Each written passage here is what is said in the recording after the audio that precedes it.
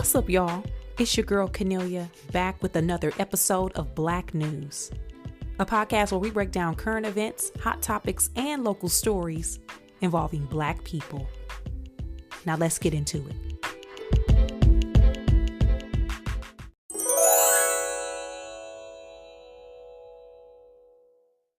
Child, cue up the Anita Baker, I apologize. Okay, I cue it up. Turn it on right now. I apologize. Believe me, I do. I apologize. I'm honest and true. I knew I was wrong and I'm singing this song because I want to get through to ya and make it up to you. I apologize, y'all. I, once again, forgot I was going to be out and didn't make the announcement on the podcast. I'm so sorry. I be forgetting. It's been a hell of a summer.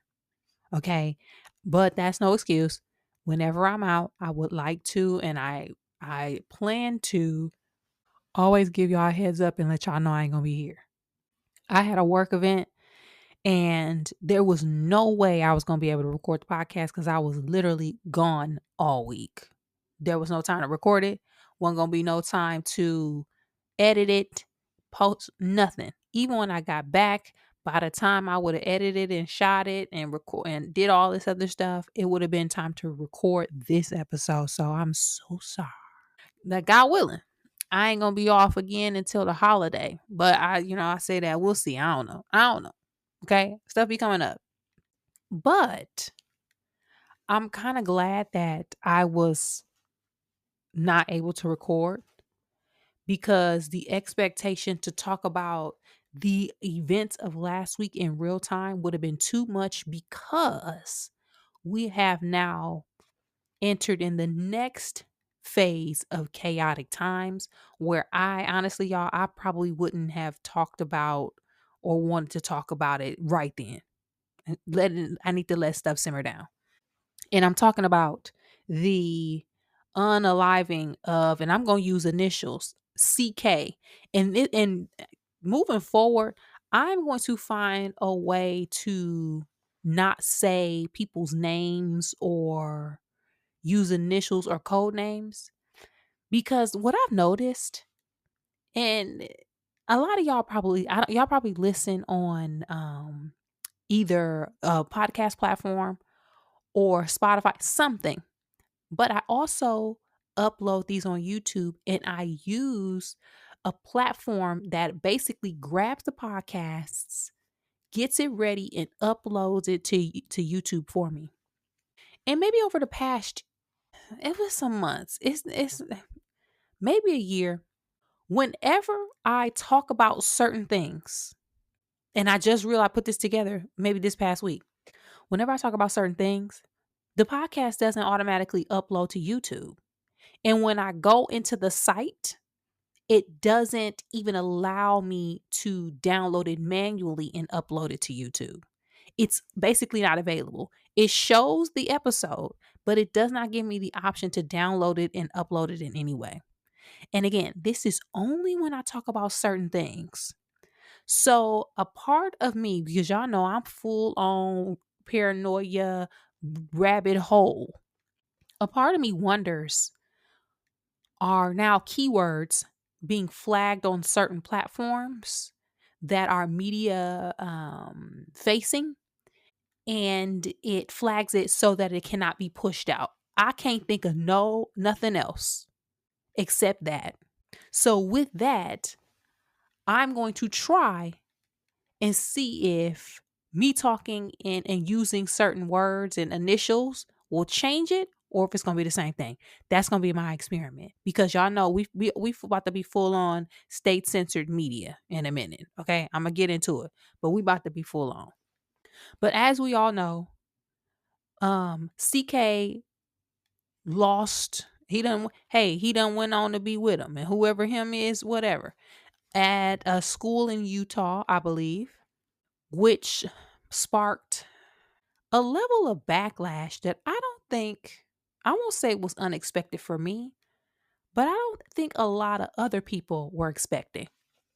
It was a lot of news propaganda, misinformation floating around about who did it, what group they were a part of, who could it have been? What was the motivation? Y'all know how it always goes. There were also simultaneously some school shootings that day or the day before around the same time, and nobody said a peep. But y'all know where the priorities lie.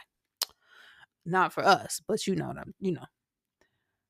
But when all of this was happening and all of the investigations were starting, and when the initial announcement was made about the incident, not by the authorities, but by people in that big house in Washington, D.C., and by people, I mean a specific person, all of a sudden, HBCUs started getting bomb threats and were closing for the day and the days following, i.e., one particular, Hampton University. Now, I'm sure we all can think of the same things or thought the same thing when it started happening. But what HBCUs got to do with something that happened in Utah? I'm sorry, but how are the two connected? They're not. But this is, and people were pointing to, and I'll, point to, history doesn't necessarily repeat itself all the time, but it oftentimes rhymes. And we have seen time and time again how when groups are affected, the target ends up being Black people, whether Black people should be the targets or not. Now, so for a group of college students, for students trying to get their education, to not know what's going on, most not even know who that person was, but to now be forced to stay in their dormitories, not go to class because of backlash, is absolutely insane. It's absolutely insane, but that is a spotlight on the same old, same old.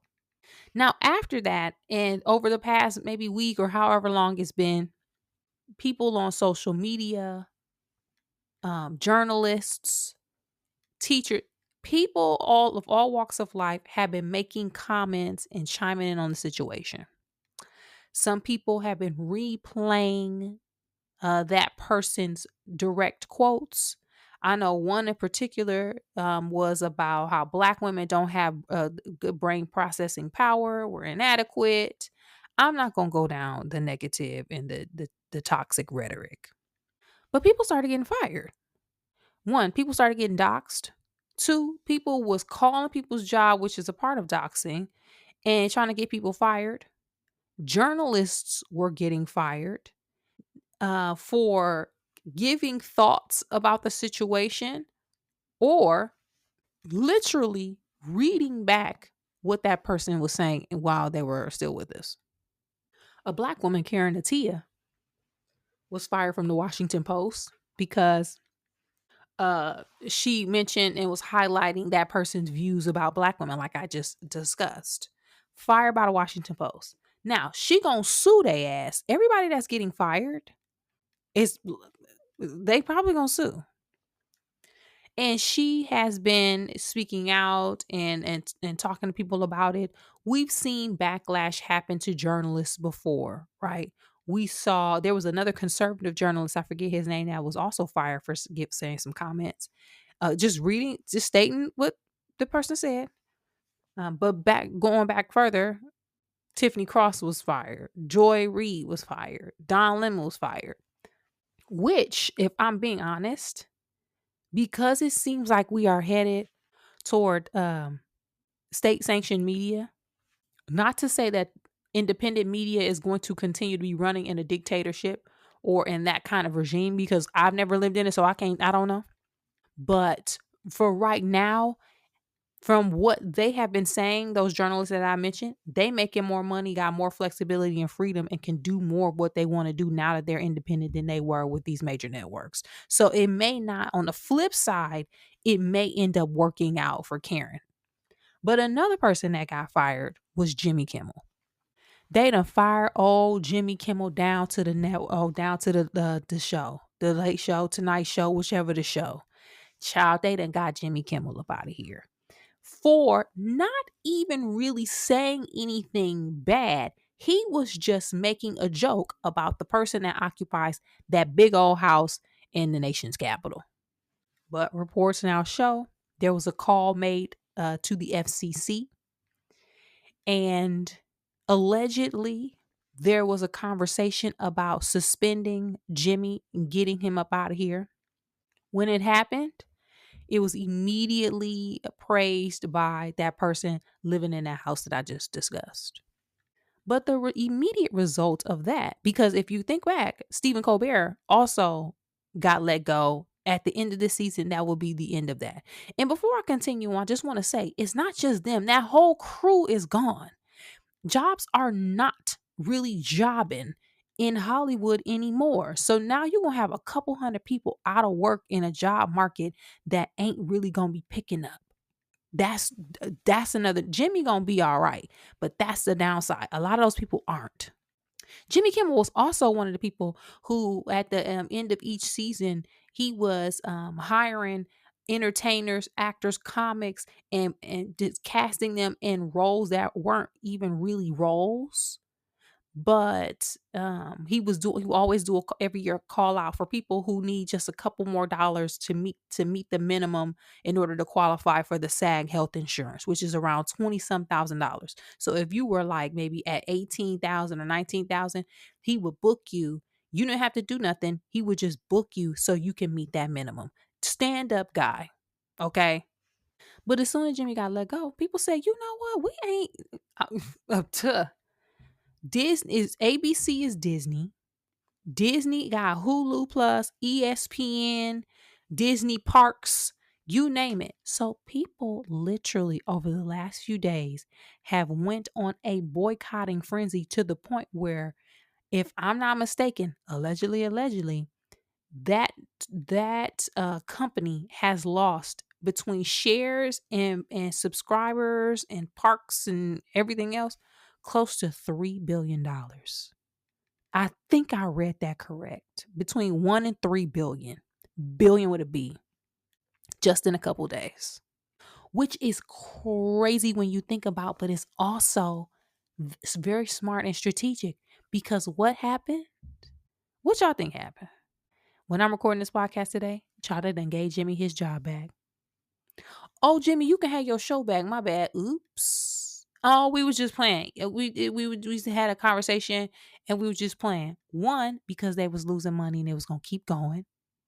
I did not check for myself, but allegedly they were taking the unsubscribe button off of the platform, so you had to go and jump through hoops to be able to delete Disney Plus. But people were predicting, and which I also think is true, Jimmy was gonna sue everybody. Jimmy was gonna get them boys for 79 billion. He was gonna come up off it.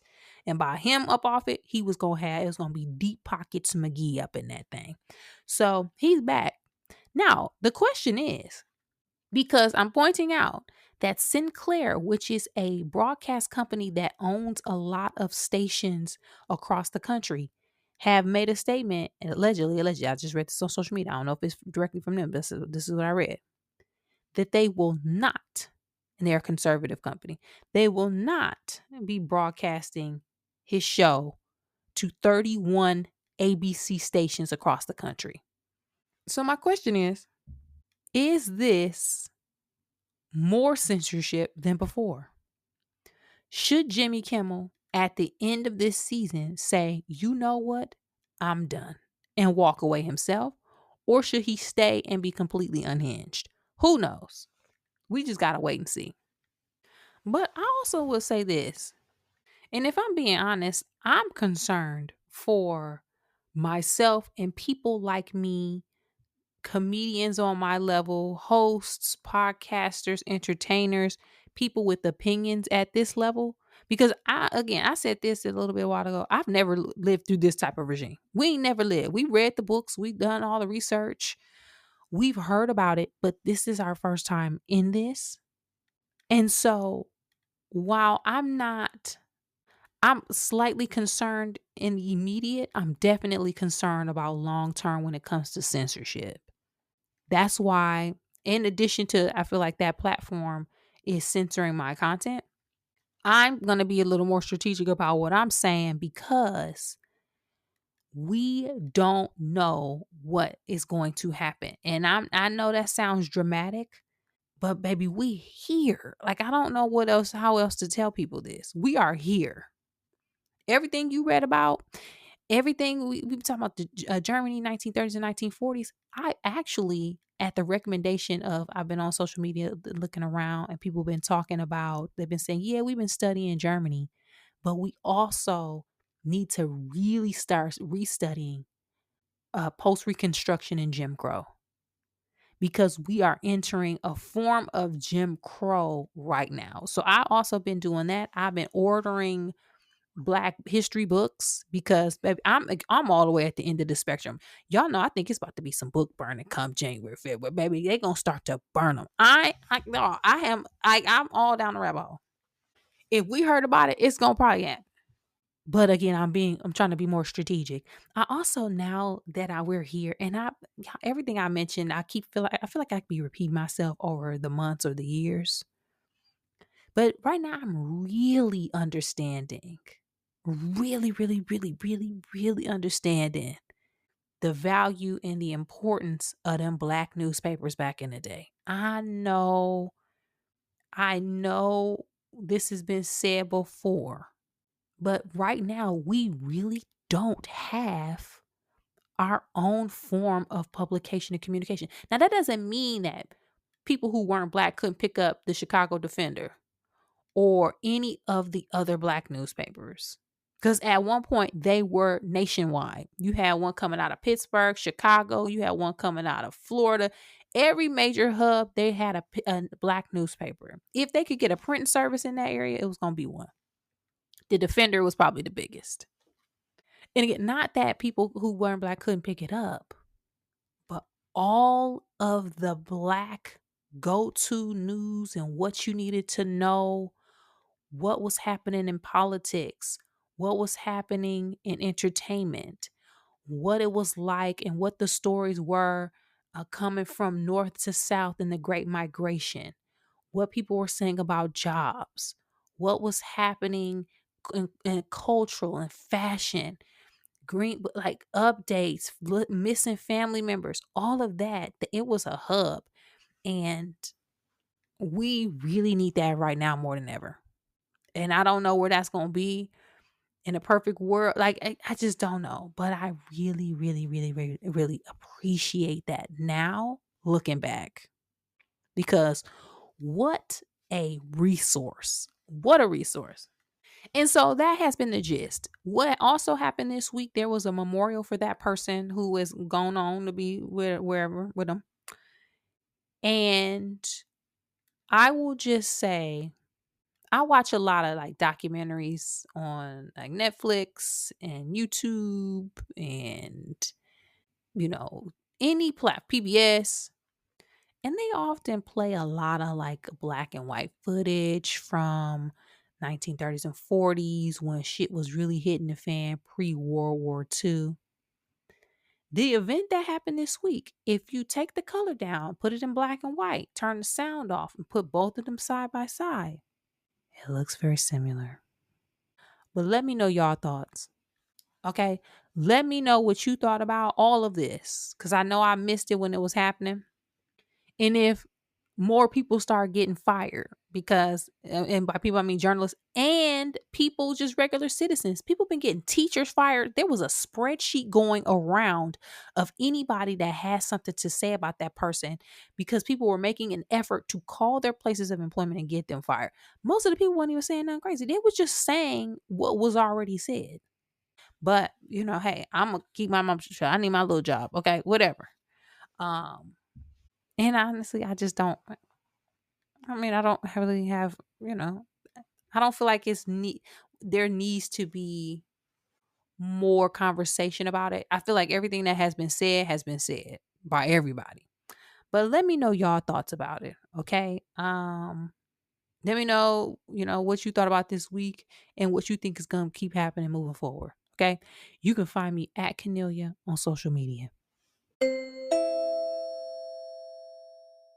Another thing that has shook the community is the fact that two men were found hanging in Mississippi around the same time recently. This ain't back in the day. This is recently. Um and just the idea of that is just traumatizing. Um and it's a lot of history in Mississippi, cuz as soon as I hear Mississippi, I think of Money, Mississippi, I think of Emmett Till. But let me give y'all some quick details about this because investigation is still pending, but this has really galvanized the community. So, two separate events, not the same or connected at this point, allegedly, who knows. But the first was a young black man, college student. The other was a homeless man, both found dead hanging from trees in different parts of the state. And again, I'm reading this report online. The student, he went to Delaware. He went to, excuse me, Delta State University. His name is Trey Reed. At about 7:05 a.m., the campus police found his body hanging from a tree by the pickleball courts. It was confirmed by the university police chief. The body was turned over to the Bolivar County Coroner's Office. The Mississippi Bureau of Investigations and other authorities are going to aid in the investigation. Authorities look into it as a suicide, but the speculation across the board is otherwise, mainly because, again, this is just from my perspective, and probably from some of y'all's, maybe, there is a looming dark cloud over the Black community when it comes to hanging and lynchings. That is something that carries a very traumatic weight and not something that you often hear about or see when it comes to people taking their own lives now. Somebody online was trying to debate with people saying that young Black people don't have the same connection to the concept of hanging and lynchings as older Black people do. But even still, um, it is very difficult to think that someone of color would do this, to the point where people online like, nope, it has to be foul play. Which I listen, they need to invest. Like, as soon as I saw this, I immediately said, "Oh, this sounds like being rolled up in a gym mat." Oh, he accidentally rolled himself up in the gym mat. Mm. It is very, unless there was a ladder found, a step stool, a chair, something found that could immediately point to someone climbing up and being able to do that, I am automatically going to assume that there was foul play. Also, where the camera's at, you ain't got no surveillance footage. Who did the autopsy? We need an independent autopsy, which I read today, and again allegedly, because I haven't confirmed this. I don't know that Colin Kaepernick's foundation will be covering the cost for an independent autopsy. Good. There were also reports that the young man's limbs were broken, but people kept saying that that's not true. We'll stand by to see what's going to happen with that. And the other victim was found hanging off in an area off the Amistar Casino. His name is Corey Zukatis. He's 36 years old, a homeless man. And again, his death was confirmed. He was discovered at 10:30 a.m. Now, people don't know if these are connected, but two people in the same within the same time frame in the same state tells me something. Whether it's something going on, it's a conspiracy, people are targeting these people, or we need to pay close attention and make sure we looking out for ourselves, because this is just unacceptable. And let's say that both were a result of people doing this themselves.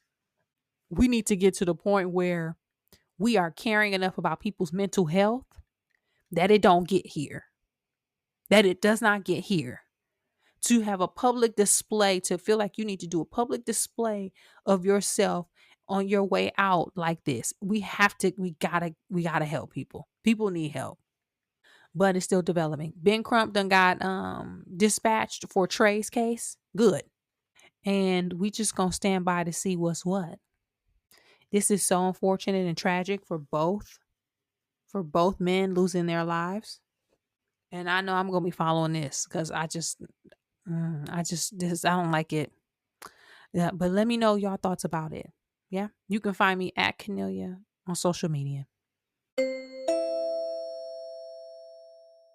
This week marks the debut or launch or drop or however you describe it of former Vice President Kamala Harris's new book, 107 Days. She is already on the press run. The silk press is silk pressing. Okay. The silk press was pressing. And I ain't gonna even hold you. It's sounding juicier than a mug, that book. Okay. It's sounding gooder than a mug. So far, people have been getting early copies and people within media, right? Social media, content creators, journalists, you name it. She's also doing and started a press tour. She was on the Win with Black Women call last night. And by last night, I mean the night that I'm recording this. She was on doing an interview I saw with Rachel Maddow. She out here promoting this book. But so far, the excerpts that have been dropping and what people have been saying, it basically pulls the curtain from in front of what happened with this election. And it sounds like it's also calling people to the carpet. It's exposing. And again, I'm just going off of what excerpts I've heard and people talking about. So far, allegedly, is exposing how the Biden administration and people within the administration were trying to undermine her or undercut her. She talks about how once the decision was made that that Biden was not going to run again and she was going to be the nominee, her reaching out to different people for support and to let them know. She talked about how she reached out to Hillary Clinton and Hillary was immediately like, I'm on board. I want to be on the War Council. I'm locked in. But y'all can say what y'all want. And I know she had some missteps during the campaign. And I know that there was some bad stuff that came out of all of that in both of the Clintons, right? Forget the saxophone, y'all, all of it. But when it comes to politics and when it comes to women in politics and supporting and standing by and being that resource that you need, Hillary gonna come through for you. Hillary gonna come through. Like again, it shows. Her and Bill were the first people to drop that statement. We are behind Kamala Harris. We support. The excerpt that we also heard, it talked about how she called the Obamas, and they said we support you, but we're not gonna put our finger on the scale. Now, some people interpret this many different ways. Some people are like, they always walk in a line. They should have stepped out soon and supported her. Another creator was saying how they understood that statement because the Obama's name is always held to a higher standard and it has a heavier weight. Hence how right now when stuff hitting the fan, ain't nobody asking where George Bush and Al Gore and them at and John McCain and not John McCain because he done went on to be with him, the other ones, Mitt Romney. They always asking for Barack as if he's the end all be all of politics. So they were saying, I understand he didn't jump right out there publicly because his voice would have swayed everybody. But then they talk about how Nancy Pelosi wasn't on board, which we knew. She wanted an open process and she had her own people that she wanted to get in. And she also talked about how she called up Gavin Newsom, reached out to him, and he said, I'm hiking, we'll call you back. And they never called back. Didn't even call back. That's supposed to be her boy. So that alone, it sound juicier than a mug. I'm going to get the book. Okay. I'm going to go over down to the bookstore and I'm going to buy it. I'm also going to get in line on my Libby app for the library because I want to hear Auntie read it in her voice. So I'm going to get both. I also am going to get it because especially right now, during this time in politics, I appreciate her taking back her narrative and telling what happened because people like to create their own scenarios. And at this time, when we need wartime leadership, we need to know who on the right side and who's on the wrong. We need to know who down for it and who ain't. So I'm all for it. But let me play this excerpt that she read online on social media just to give y'all idea of what's going on. Okay. This ain't even one of the juicier ones. This just a regular old degular. This a regular degular. Let me play this so y'all can see what's up. This is the process. If anyone wants to challenge me, they are welcome to jump in, but I intend to earn the support of the majority of the delegates, and I'm doing it right now. Each call took no more than 2 or 3 minutes. Outside in the fierce afternoon heat, a media scrum swarmed. A few hours into this day of frenzied nonstop calls, I realized I needed centering. I stopped everything to call my pastor. Reverend Dr. Amos C. Brown is a Baptist preacher who marched with Dr. King. Of course, he had already heard the news. I put him on speaker so the whole table could listen to his wise and sonorous voice. And we prayed. He talked about Queen Esther, who saved her people when they were threatened. You were born for a time such as this, he said. And I teared up. He asked God to protect me, my family, my team, and to give us an understanding of our purpose in this moment. It grounded us all. Then we were back on it. Outside, the sky darkened.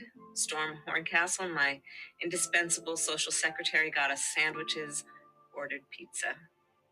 Maya abandoned her stalled train and got an Uber for the long drive to D.C. Doug hadn't been able to get a flight that night, so he arranged a plane to get him to the campaign headquarters in Delaware the next day. He made calls on my behalf from our home in Los Angeles into the evening, until a neighbor came to the door. It's about to get serious. You need to come have a drink. They tossed down some Johnny Walker Blue Label as he let his new reality sink in. At 5:29 p.m., staff alerted me that the British singer-songwriter Charlie XCX had posted, "Kamala is Brat." Brat was the title of her latest album and identified me with her brand: edgy, imperfect, confident, embracing.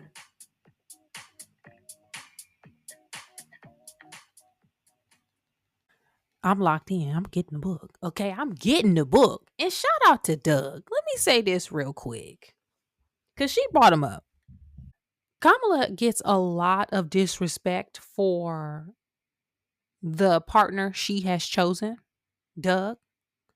But when you are in a position of power and you have been in that position at many different levels or iterations throughout your professional career, you are a Black woman, woman of color, and you are dating and looking for partnership and love, it is not easy. The pickings are slim. It's very slim. You talking about ended up with a man who needs to respect and love you, baseline. Yeah. Have faith in a higher power, but have a secure enough ego and be good within his manhood to understand that the person that I am with is a bigger deal publicly than me, and needs to know how to maintain or to find his place in that. Because as someone who has many tears down in success as the former vice president, but is in and has found herself in surroundings where there are people of different levels of success and fame and notoriety, and has dated and seen the interaction of the people that I have dated in those surroundings, it is very difficult to find somebody who is the right fit and can handle it, who can also network, be able to stand alone in a room with you in there, meaning he got to find him some business while you out here working, and know how to hold his own, don't need you all up under him, has his own career and his own money, because Doug papered up. Okay, Doug got that cheese, and you can tell he's a good guy. He's a good man. It's very difficult. So for her to find that and for her to bring up how Doug, as soon as he made the announcement, he started making calls. He doing his part. Okay. He ain't sitting there looking like a goof. He jumped in and did what needed to be doing. Child got him a plane, probably chartered his own plane because Doug got that paper and got his butt back to the DC area. I fool with Doug. Okay. I fool with me some Doug M. Hoff. But I just wanted to bring that up because she brought up Doug. Okay. But what y'all gonna be doing? Are y'all gonna get the book? What y'all gonna be doing? Black women, I feel like we need this. We need to know what happened. Now, I feel like we know what happened because if you tell me, I think the election was stolen. Okay, you think I want some of these interviews she's doing, I want them to bring up the date. But they not. But you know what I'm saying. But I'm going to get the book. And once I get it and read it or listen to it on audiobook, I wait in line on Libby. It's probably going to take us 3,000 years. I'm going to tell y'all how it went and what it's about. Okay. But let me know your thoughts about it. Are you excited for the book? Are you not? Do you not even care? Tell me. You can find me at Kennelia on social media.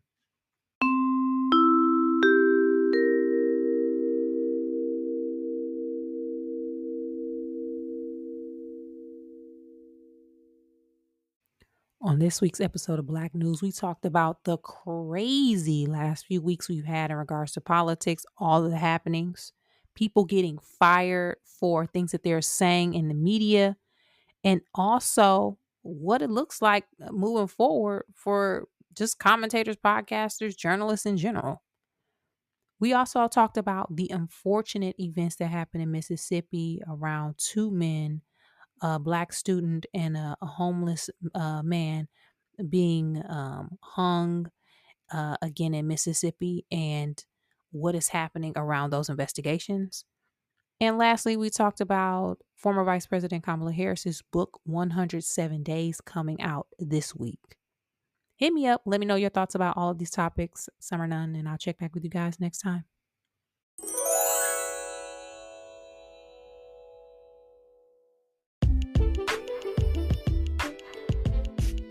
That's it for this week's episode of Black News, y'all. Thanks again for supporting the podcast by sharing, liking, subscribing, and rating 5 stars on your favorite podcast app. To find more information about me, you can check me out at Kennelia on social media, as well as on my website, which is kennelia.com. And as always, thanks for supporting, and I'll be back next week with new topics and a new episode.